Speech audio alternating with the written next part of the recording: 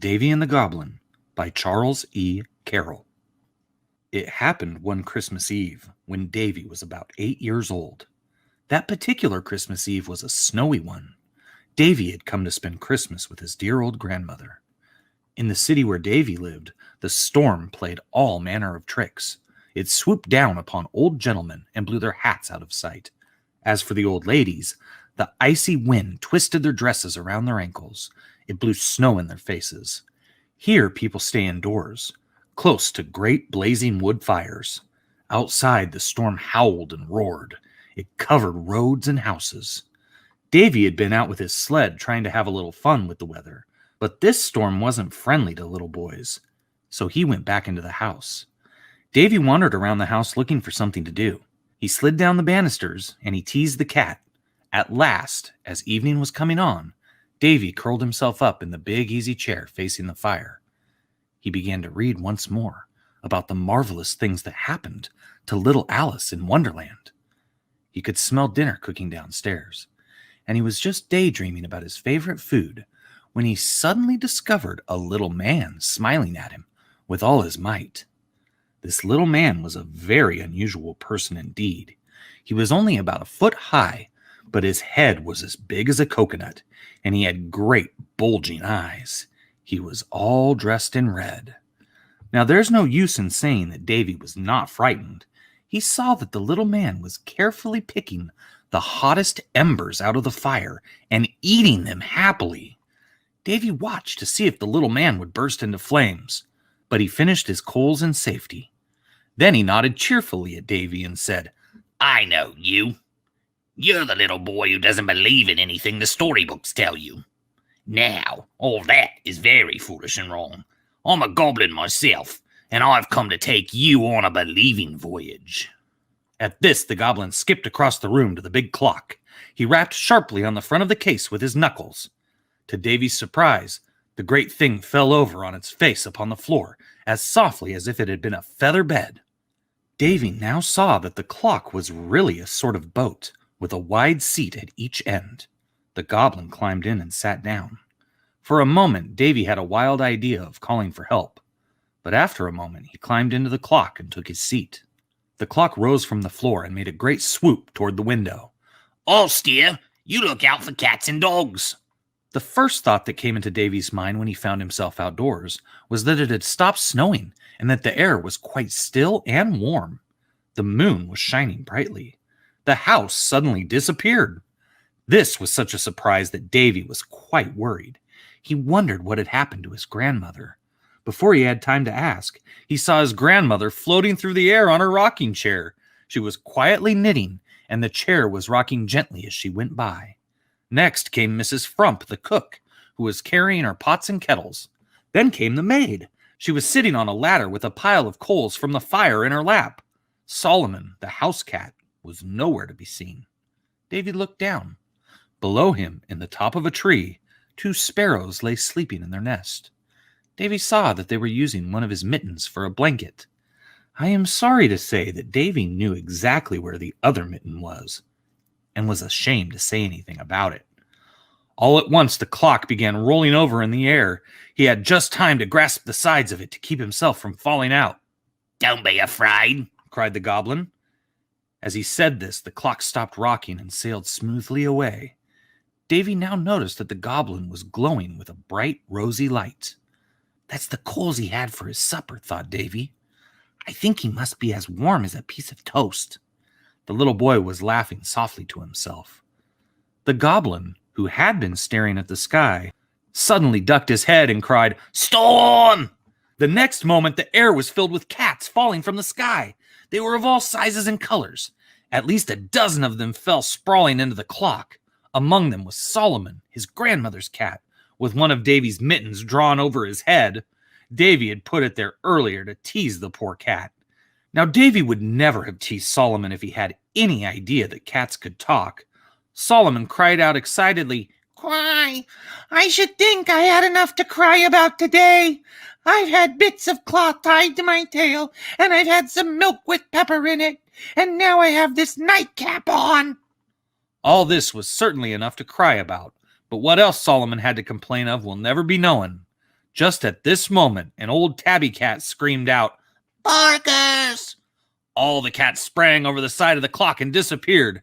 But it was such fun, you know, said Davy, feeling guilty.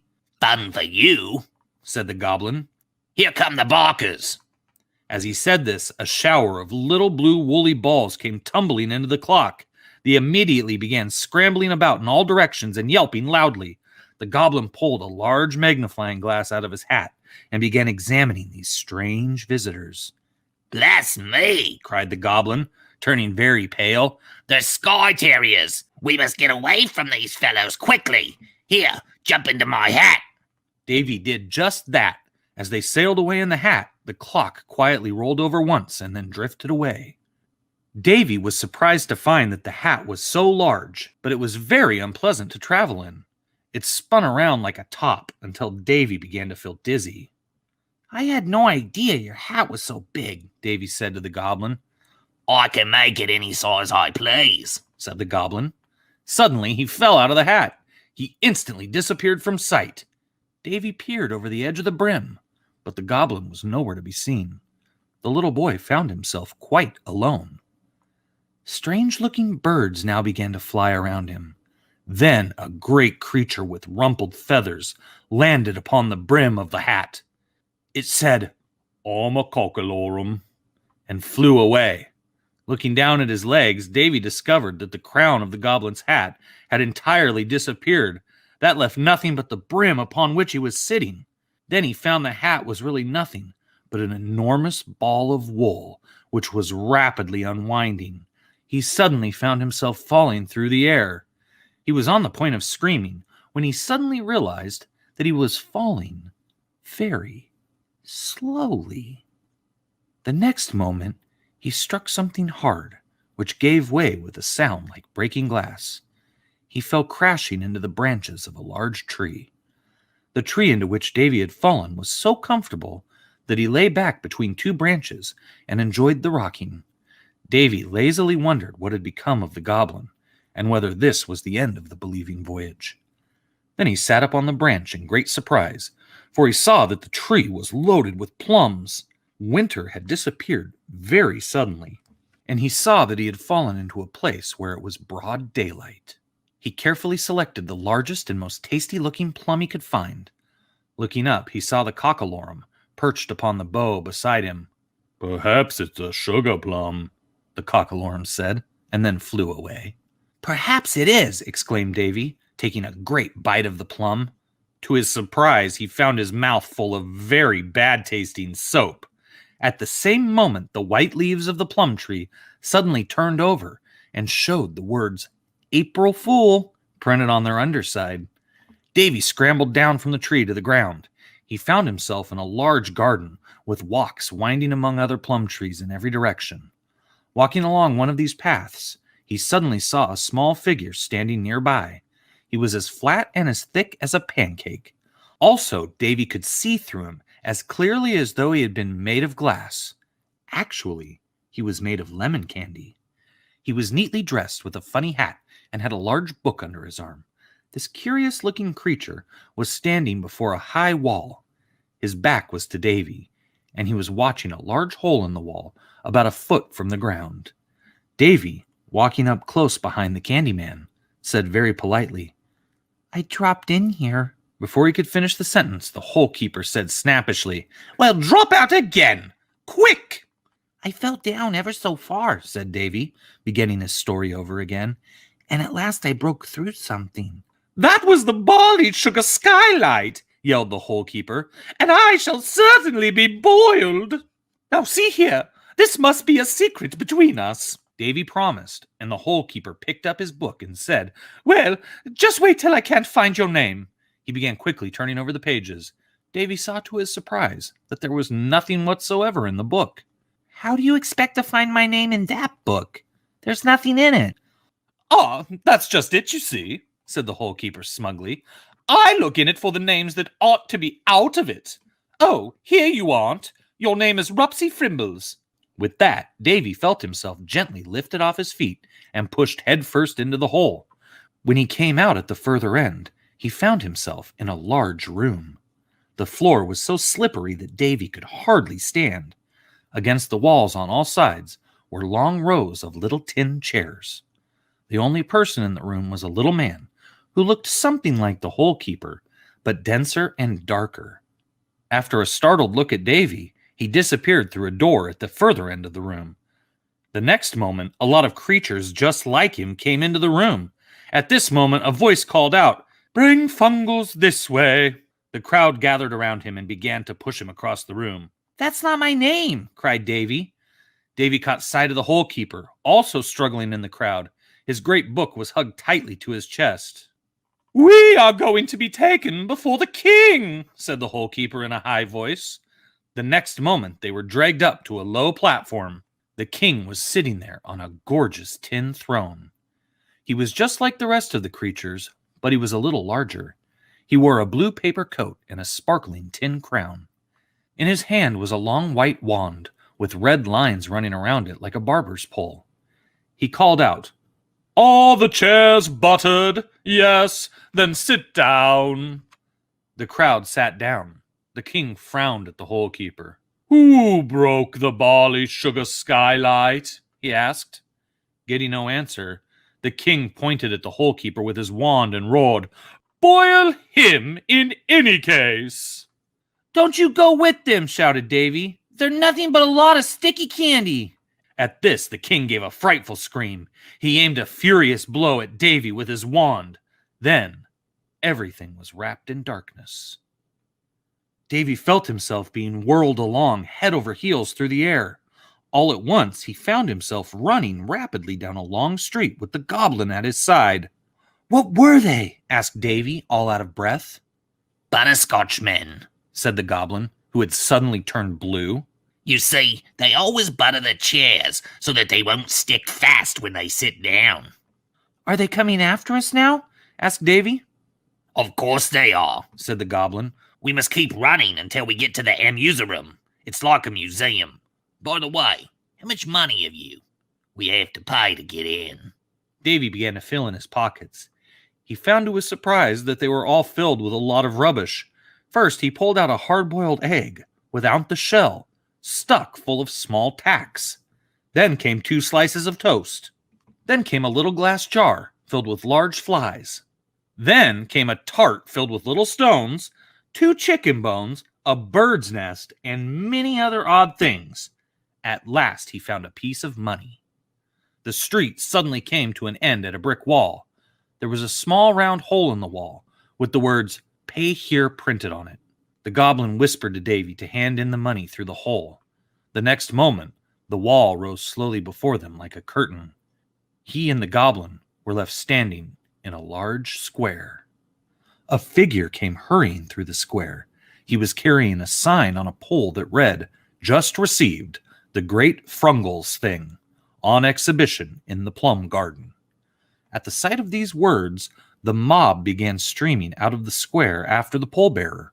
The goblin said, Let's look at the curiosities. Davy followed him and found, sorry to say, that the curiosities were the things that had been in his pockets a few minutes before. They were placed on little tables. The goblin had taken a telescope out of his pocket and was examining the objects with the closest attention. As he did this, he was muttering to himself, Wonderful, as if he had never seen anything like them before. The goblin then turned his telescope towards Davy. Davy, peering closely through the large end, saw the goblin suddenly shrink to the size of a small beetle and then disappear altogether. Davy reached out with his hands to grab the telescope and suddenly found himself staring through a round glass window into a farmyard where a red cow stood looking up at him. It was quite an ordinary-looking cow, but she stared so earnestly up at Davy that he felt certain she had something to say to him. Just at this moment, the window suddenly flew open, and he fell upon a pile of hay in the farmyard. The cow stood looking at him with a very serious expression. Presently, the cow said in a sad voice, "The old gray goose is dead, so we've buried her in the graveyard. We thought gooseberries would come up, but they didn't. Nothing came up but feathers." "What else is there in the garden?" asked Davy. Nothing but the beanstalk, said the cow. You've heard of Jack and the Beanstalk, haven't you? Oh, yes, indeed, said Davy. I should like to see the beanstalk. You can't see the beans talk. You might hear them talk. By the way, that's the house that Jack built. Mother Hubbard lives there. I'd really love to see Mother Hubbard, said Davy. Well, if you're looking at the kitchen window, you'll probably find her playing the piano and singing a song. Just as the cow had said, Mother Hubbard was there, sitting at the piano and just starting to sing. The piano was very remarkable. The top of it had shelves on which stood all the kitchen dishes. In the under part of it, at one end, was an oven with glass doors, through which Davy could see several pies baking. She sang in a high and quivering voice. While she was singing the song, little handfuls of tiny stones were being thrown at her through one of the kitchen windows. By the time the song was finished, her lap was quite full of them. "Who's throwing the gravel?" asked Davy. It's Go Bobbles, said the cow calmly. You'll find him around at the front of the house. "Boy," said Mother Hubbard, looking through her spectacles, "you shouldn't throw gravel." "I didn't. It was Go Bobbles." "So I supposed," said Mother Hubbard. "It would have been far better if he had been cooked last Christmas instead of stuffing him and then letting him go. You'll find him in front of the house." Davy went carefully around the corner of the house. Go Bobbles proved to be a large turkey with all his feathers taken off. He was tied fast in a baby's high chair and was thumping his chest with his wings. As Go Bobbles caught sight of him, he said sulkily, I can't stand boys. They're so everlastingly hungry. Now, don't deny that you're fond of turkey. "Well, I do like turkey," said Davy. Of course you do, Said Go Bobbles, tossing his head. I suppose Christmas is coming, of course. It's always coming, said Go Bobbles angrily. "I don't mind having it come," said Davy. Oh, don't you indeed, said Go Bobbles. Well then, I don't mind having you go. Here he began hopping his chair forward in such a threatening manner that Davy turned and ran away. As he went around the corner of the house, again he found himself in a pleasant lane. Looking back, he saw to his own dismay that Go Bobbles had in some way got loose from his high chair. He was coming after him, thumping himself in a perfect frenzy. Davy did not wait for a second look, but started off at the top of his speed. Go Bobbles, however, was a fast runner and came closer and closer until he seemed to be just at Davy's heels. At this instant, something sprang upon his back, but before he could cry out, a head was suddenly thrust over his shoulder. He found the Goblin, who was now a bright purple color, staring him in the face and laughing with all his might. You needn't be afraid of Go Bobbles. He's busy enough just taking care of himself. You see, he's wanted for Christmas. Just at this moment, a loud rumbling noise, followed by a tremendous sneeze, shook the ground. What's that? Whispered Davy to the Goblin. It's only Butterful. He's always snoring and waking himself up. Or suppose it's sleeping on the ground that makes him sneeze. Let's have a look at him. Davy was alarmed at seeing a giant at least 20 feet high sitting cross-legged on the ground. On the grass beside him lay a huge club with iron knobs. Creeping vines were curling themselves around these knobs as though the club had been lying there untouched for a long time. The giant was talking to himself in a low tone, and the Goblin said, laughing, He's making poetry. Batterful looked up with a feeble smile and merely said, Just listen to this.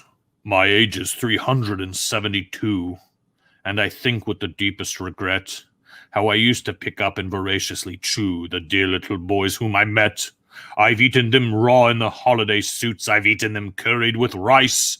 I've eaten them baked in the jackets and boots and found them exceedingly nice. But now that my jaws are too weak for such fare, I think it's exceedingly rude to do such a thing when I'm quite aware little boys do not like to be chewed. And so I contentedly live upon eels and try to do nothing amiss, and I pass all the time I can spare from my meals in innocent slumber, like this." Here, Batterful rolled over upon his side and was instantly fast asleep.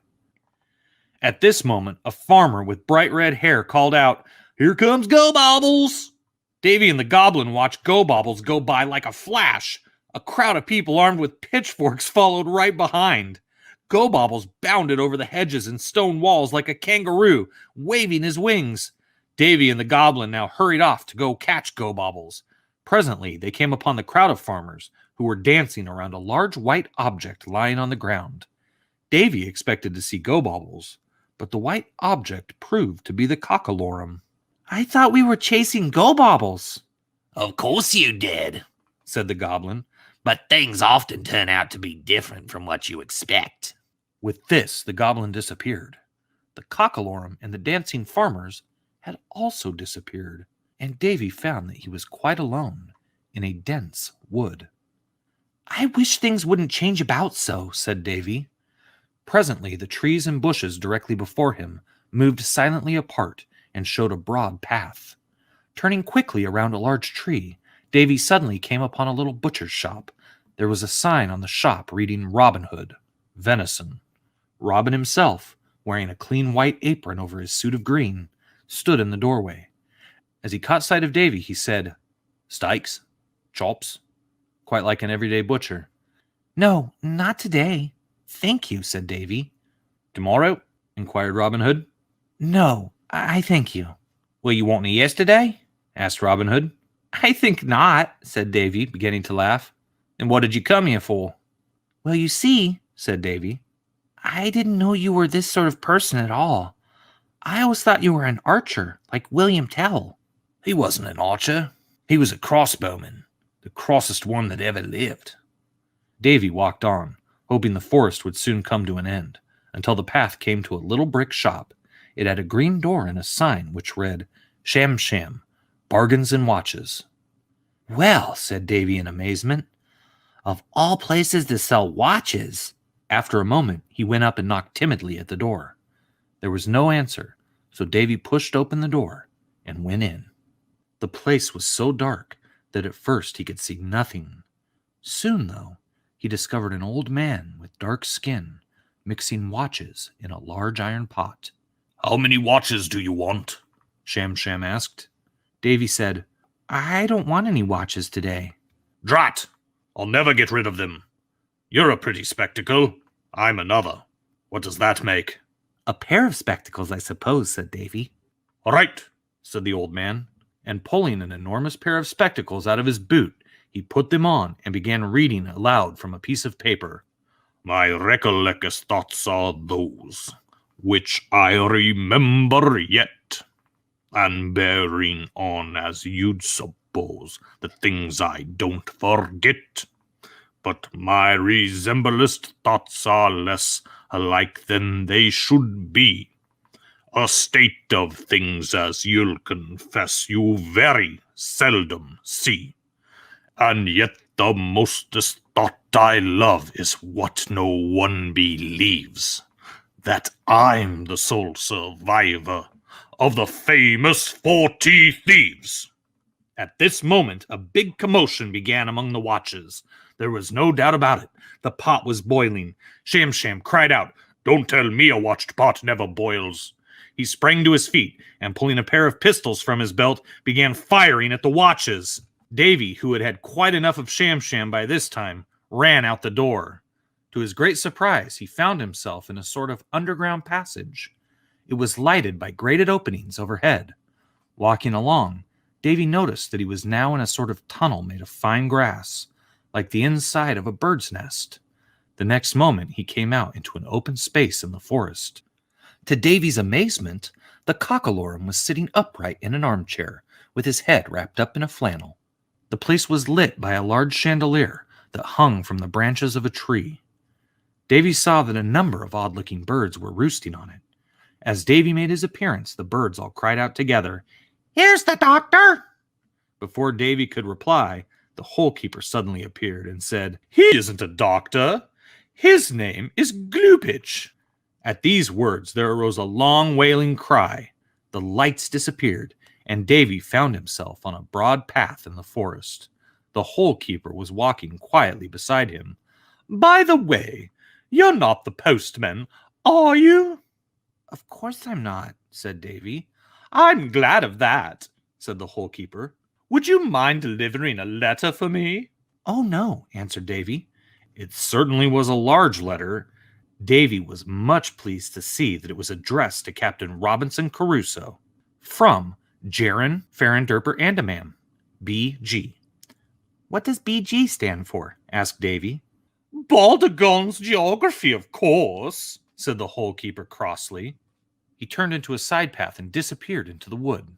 As Davy walked along, he found himself in the oddest-looking little country place. The little lawn was made of soft fur instead of grass, and here and there about the lawn, little footstools were growing out of the fur, and the trees were large feather dusters. On a little mound at the back of the lawn stood a small house, built entirely of big conch shells. A creature in a blue coat and pink striped trousers was sitting, reading a little red book. Davy saw, to his surprise, that it was really the Goblin. Oh, you dear old Goblin, cried Davy, happy at again finding his friend. I do wish you wouldn't keep disappearing, said Davy. Rubbish, said the Goblin. That's only my way of getting a vacation. And where do you go? Asked Davy. Without answering, the Goblin began to fade away. If Davy had not grabbed his arm, the Goblin would have disappeared again. Oh, I beg your pardon, cried Davy, who was alarmed by the Goblin going away. I don't really care about that. I only want to know what place this is. The Goblin stared about him for a moment. Then he said, Sinbad the sailor's house. And here he comes now. Davy looked around and saw an old man coming toward them. He was dressed in a Turkish costume and wore a large turban and slippers. His white beard was so long that at every fourth step he trode upon it and fell flat on his face. He took a seat upon one of the little footstools. As he took off his turban, Davy saw that his bald head was neatly laid out in black and white squares like a chessboard. Davy looked into the hat and saw that it was filled with broken chess pieces. Suddenly, Sinbad began stirring about in the turban with a large wooden spoon. It's much better to play this way, isn't it? Asked Sinbad with a smile. It is, said Davy, looking puzzled. I think it looks much easier. Well, it isn't. There are more moves in my chess games than in 20 ordinary chess games. He stirred the chess pieces again and put the turban back on his head. Check, he called. This here Turk is the most reckless old storyteller that ever was born, said the Goblin. You can't believe half he tells you. I'd like to hear one of his stories, said Davy. All right. I know he'll give us a whopper. Davy looked at the Goblin curiously. You know, I believe that you've grown. Only to fit the clothes. If they had been too small, I would have shrunk. It's much easier to find clothes that way. Davy and the Goblin sat down beside Sinbad, who said, I'll tell you a story. I'll give you a sailor's story. Here the old man rose for a moment, hitched up his big trousers like a sailor, and began to speak. A capital ship for an ocean trip was the Walloping Window Blind. No gale that blew dismayed her crew or troubled the captain's mind. The man at the wheel was taught to feel contempt for the wildest blow, and it often appeared when the weather had cleared that he'd been in his bunk below. The boatswain's mate was very sedate, yet fond of amusement too. He played hopscotch with the starboard watch while the captain tickled the crew. and the gunner we had was apparently mad, for he sat on the after rail and fired salutes with the captain's boots in the teeth of the booming gale. The captain sat in a commodore's hat and dined in a royal way, on toasted pigs and pickles and figs and gummery bread each day. But the cook was Dutch and behaved as such, for the food that he gave the crew was a number of tons of hot-crossed buns chopped up with sugar and glue. And we all fell ill as mariners will on a diet that's cheap and rude. And we shivered and shook as we dipped the cook in a tub of his gluesome food. Then nautical pride was laid aside, and we cast the vessel ashore on the Gulliby Isles, where the poo-poo smiles and the Anganzanders roar. Composed of sand was that favored land, and trimmed with cinnamon straws, and pink and blue was the pleasing hue of the tickle-toe teaser's claws. On Rubagoo bark from dawn to dark we fed till we all had grown, uncommonly shrunk when a Chinese junk came by from the Torridy zone. She was stubby and square, but we didn't much care, and we cheerily put to sea. And we left the crew of the junk to chew the bark of the rubagub tree. After the story, they set out for Sinbad's house. They all stepped in at the door, but as they did so, Sinbad and the Goblin vanished. Davy, instead of being inside the house, found himself standing in a dusty road, quite alone. As Davy stood in the road, a huge bird came by. She was a large bird nearly 6 feet tall and was carrying a covered basket, and a door key hung round her neck. You don't happen to have a beefsteak about you, do you? She asked. No? Then hold my basket. I must go back. What's in it? Said Davy, taking the basket. Layovers for meddlers, said the big bird, who walked away and was soon out of sight. I think I'll take a peep, said Davy. He carefully raised the cover a little way and tried to look in. The next instant, the cover flew off the basket. Out poured a swarm of little brown creatures, like tobacco boxes with legs. Davy made a frantic grab at one of them, but it instantly turned over on its back and blew a puff of smoke in his face. He rolled over in the road, choking. When he sat up again, the empty basket was lying on its side, and not a layover was to be seen. At that moment, the huge bird came in sight. Davy clapped the cover on the basket, took to his heels, and ran for dear life. The road was very dusty. It seemed to have no end, and it twisted and turned in a wild way. Davy ran on, afraid that the giant bird would catch up to him. It was lucky that Davy was a good runner. He felt that he could run for a week and not get tired. Certainly his legs felt very strong. Indeed, Davy would have run on for several more hours if he had not suddenly seen something ahead. He looked carefully and slowed down. He soon came upon a horse and cab. The horse was fast asleep, but when Davy dashed against him, he woke up with a start and, after whistling once or twice, went to sleep again. Davy noticed the word Ribsy painted in whitewash on his side in large letters. He was looking at this and wondering if it was the horse's name when the door of the cab flew open and a man fell out. He was dressed in a clown suit with a field marshal's hat and held a whip in his hand. He looked up at Davy and with a yawn said, "Where to?" "To BG," said Davy, remembering the hole-keeper's letter. When Davy stepped inside the cab, he found the only seats were some 3-legged stools huddled together. All the rest of the space was taken up by a large bathtub that ran across the front end. Davy put his head out the window and saw that the cabman had climbed up on top of the cab and was throwing stones at the horse, which was still sleeping peacefully. "Oh, don't do that," said Davy anxiously. "I'd rather get out and walk." And with that, Davy jumped out and began to walk. "This is a very sloppy road," said Davy to himself. The dust had disappeared, and the sloppiness soon changed to so much wetness that Davy found himself in water up to his ankles. He saw, to his alarm, that the land in every direction seemed to be miles away. The depth of the water increased so rapidly that he soon found himself drifting out to sea. But he felt much better when he noticed a boat sailing toward him. As it came near, it proved to be the clock, with a sail hoisted, and the goblin sitting in the stern. After climbing in, Davy looked over his shoulder and found that they were rapidly coming close to a little wooden dock. Beyond it stretched a sandy beach. The clock struck against the timbers with a very large thump. Davy was thrown out head over heels. The clock was turned completely around by the shock and was rapidly drifting out to sea again.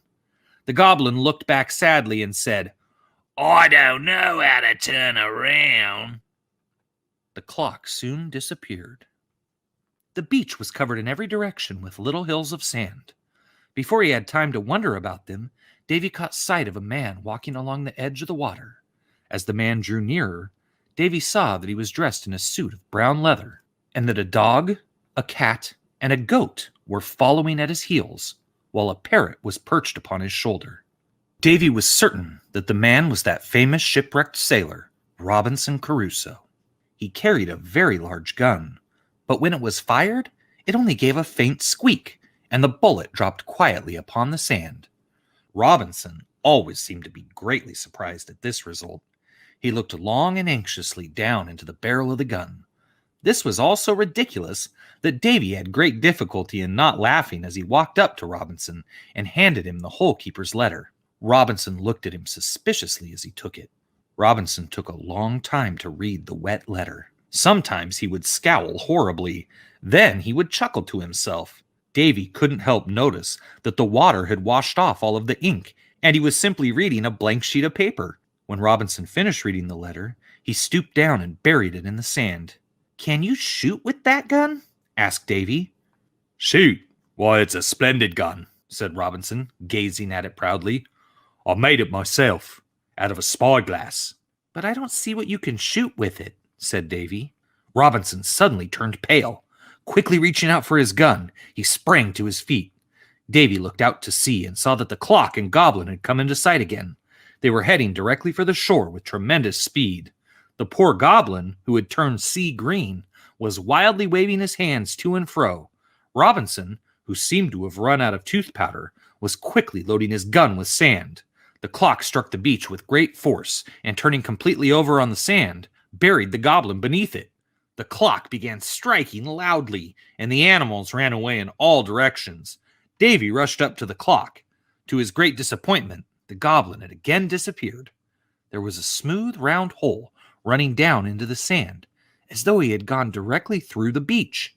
I suppose that's what they call going into the interior of the country, a voice said. Davy saw the hole-keeper sitting on a little mound in the sand. The little man must have been having a hard time since Davy had seen him. His complexion had quite lost its beautiful transparency. He was, however, more pompous than ever. Presently the hole-keeper stopped short and said faintly, "It strikes me the sun is very hot here. In fact, I'm going back into the raw material. See here, Frinkles," he continued, beginning to speak very thickly. "Wrap me up in my shirt and mark the freckles distinctly. Giggle, squiggly." Davy just had time to pull the poor creature's shirt over his head and spread it quickly on the beach when the hole-keeper fell down and melted away into a compact lump of brown sugar. Davy was very moved by this sad incident. In fact, he was so disturbed that he was on the point of going away without marking the package. Suddenly, he caught sight of the cockalorum standing close beside him, holding an inkstand with a pen in one of its claws. "Oh, thank you very much," said Davy, taking the pen. "Will you please tell me his name?" Mark him confectionery, the cockalorum replied. Davy, after a last look at the package of brown sugar, turned away. He was setting off along the beach again when he heard a gurgling sound coming from behind a sand dune. He was startled at seeing an enormous whale lying stretched out on the sand, basking in the sun. The creature had on a huge white garment, buttoned up in the front, with a lot of live seals flopping and wriggling at one of the buttonholes. It had a great chain cable leading from them to a pocket at one side. Before Davy could leave, the whale called out, How do you do, Bob? "I'm pretty well, I thank you," said Davy. "How are you, sir?" Hardy, thundered the whale. But it's rather warm lying here in the sun. What do whales eat? Davy asked, thinking it was a good time for picking up a little information. I'm particularly fond of small buoys. I don't think that's very nice. Oh, don't be frightened, bellowed the whale good-naturedly. I don't mean live boys. I mean the little red things that float about in the water. Is it nice being a whale? Asked Davy, who wanted to change the subject. Great fun, I assure you. We have dance parties every night. And do you dance? Dance? I'm as nimble as a sixpence. With these words, the whale shot through the air like a flying elephant and disappeared with a great splash in the sea. Davy stood watching the spot where he went down, but he soon discovered that the whale had gone for good. Feeling quite lonesome, Davy sat down on the sand and gazed mournfully out upon the sea. The wind began to blow fiercely. Presently, the air was filled with lobsters, eels, and wriggling fishes that were being carried inshore by the wind. Suddenly, a dog came sailing along. He was being helplessly blown about among the lobsters, uneasily jerking his tail from side to side to keep it out of reach of their great claws. Davy caught him by the ear as he was going by and landed him in safety on the beach. He proved to be a very shaggy animal. The dog had on an old pea jacket with a weather-beaten hat jammed on the side of his head and a patch over one eye. "Are you a pointer?" Davy asked at last, by way of opening conversation. Not I, said the dog sulkily. It's rude to point. I'm an old sea dog, come ashore in a gale. What's your name? Davy, began the little boy, but before he could say another word, the old sea dog growled, Right you are. and with this, the old sea dog began to walk around and around in circles, reciting a poem to Davy, whom he mistook for Davy Jones. Just at this moment, the old sea dog, who had been constantly increasing in speed, disappeared in a most extraordinary manner in a whirling cloud of sand. Davy, who was also spinning, discovered that he himself was rapidly boring his way down into the beach, with the sand pouring in upon him as if he had been inside of a huge hourglass. He landed with a gentle thump, flat on his back, with tall grass waving about him. When Davy sat up and looked around, he found himself in a beautiful meadow. At a little distance, the goblin was sitting on the grass. He was examining a great struggling creature that he was holding down by its wings. "What is it?" asked Davy. It's a cricket bat, said the goblin. His body is like a bat, and his wings are like a pair of umbrellas. He tossed the great creature over to Davy and walked away. The cricket bat made a swoop at Davy and then flew away across the meadow. It dashed here and there at other flying things. Turning on its side, it knocked them quite out of sight. To Davy's delight, the cockalorum came into view, flying across the meadow. At the sight of him, the cricket bat ran at the great creature and knocked him down into the tall grass. Davy ran to the spot where the cockalorum had fallen and found him sitting helplessly in the grass. "I didn't do it," cried Davy, trying to keep from laughing. "It was the cricket bat. He was only having a game of cricket with you." The cockalorum pondered over this for a moment and then said, I prefer croquet. Laughing always gives me a stomach ache, said the goblin. There's a buttercup behind you. Could you please get me some water? For a moment, Davy felt very strange. He felt as though his head and arms and legs were all trying to get inside of his jacket. Davy picked the buttercup and hurried away across the meadow. Presently, he came upon a sparkling little spring, gently bubbling. He was just bending over to dip the buttercup into the spring when the ground under his feet began to shake, and he was thrown into the water. Davy came sputtering to the top of the water and scrambled ashore. To his astonishment, he saw that the spring had spread itself out into a little lake, and the grass had grown to an enormous height. Then he was startled by a tremendous roar of laughter. Looking around, he saw the goblin, now seeming at least 20 feet high, standing beside the spring. The goblin was laughing with all of his might. Another minute, and you would have been no bigger than a peanut. What's the matter with me? Cried Davy. Why, you fell into an elastic spring. Ha ha ha ha ha. I don't think that's anything to laugh about, said Davy. What am I going to do? Oh, don't worry. I'll take a dip myself, just to be friendly. And tomorrow morning, we can get back to any size you'd like. The goblin jumped into the spring and a moment later climbed out exactly Davy's size. Now what do you say to a ride on a field mouse? That will be wonderful, said Davy. It will be evening soon, and moonlight is the time for mouseback riding. The goblin took Davy by the hand and led him through the wood. Freckles, The goblin called. what time is it? 40 croaks. Answered a toad who was resting on a lily pad. Then in the pool, Davy heard another toad croak. That makes it 41 croaks. The snoopers have come in. Ribbit. And Thimbletoes is shaking in his boots. The toad hopped away. What does that mean? Asked Davy. It means that the fairies are in, and we don't get our ride, Said the goblin glumly. You say, Thimbletoes is the Prime Minister for the Queen of the Fairies. If one of the snoopers finds out something that the Queen doesn't know, then the Prime Minister loses his job, and the snooper takes it. They came to a little building about the size of a dollhouse, lit up by a vast number of fireflies who hung from the ceiling by loops of cobwebs. The field mice were kept in little stalls. To Davy's amazement, the far side of the building was filled with fairies. They had shining clothes and gauzy wings sparkling in the soft light. Just beyond them, Davy saw the queen sitting on a raised throne, and beside her was the prime minister, who looked upset. Now here's this bandy-bug, said the prime minister, to think he has the nerve to tell you that he can hear the bark of a dogwood tree or untie the knots in a cord of wood. Bosh! Cried the queen. Paint him with raspberry jam and put him to bed in a beehive. Bring in Berrylegs. Berrylegs, who proved to be a wiry little fairy, was immediately brought in. His little wings stood up sharply. His manner was so fresh that Davy felt certain there was going to be trouble. May it please your highness, Said Berrylegs. I found out how the needles get into the haystacks. Oh, come now. That's not fair, you know, said the prime minister. No one paid attention to him. As Berrylegs said this, a terrible lot of noise arose at once among the fairies. Berrylegs, who was now swelling with importance, called out in a loud voice, It comes from using sewing machines when they sow the hayseed.